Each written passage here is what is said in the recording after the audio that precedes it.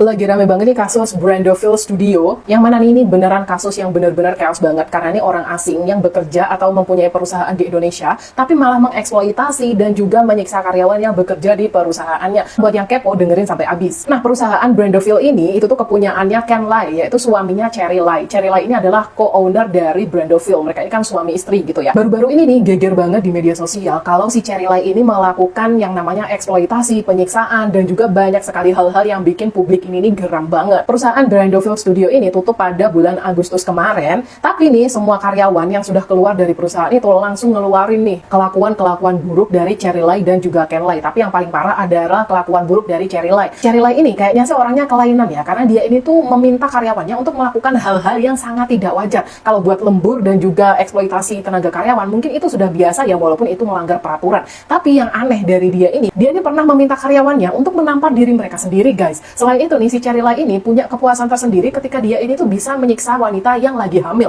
Nah, ada salah satu karyawannya nih yang lagi hamil, dia ini sampai pendarahan, dan akhirnya nih anak yang ada di kandungan karyawannya ini sampai lewat, guys, setelah 4 bulan dilahirkan, karena dia ini lahir prematur akibat kelakuannya si Cherry Lai yang bikin si ibu ini stres berat dan juga mengalami kekerasan fisik. Gila nggak tuh? Nggak cuma satu karyawan aja, ternyata banyak banget karyawan yang melaporkan kalau perusahaan Brandonville ini nggak beres banget dari segi pengelolaan karyawannya. Memang sih perusahaan ini tuh perusahaan besar yang bekerja dalam bidang artwork. Nah, biasanya nih mereka ini membuat karakter-karakter seperti yang ada dalam Final Fantasy, dan yang bikin sedih nih, mereka ini mendirikan perusahaan di Indonesia, merekrut karyawan di Indonesia, tapi mereka tuh menyiksa karyawannya, kayak nggak ngerti banget sih. Nah, setelah mereka menutup perusahaan yang bernama Brandonville Studio itu, mereka lalu membuka perusahaan baru yang bernama Lai Lai Studio.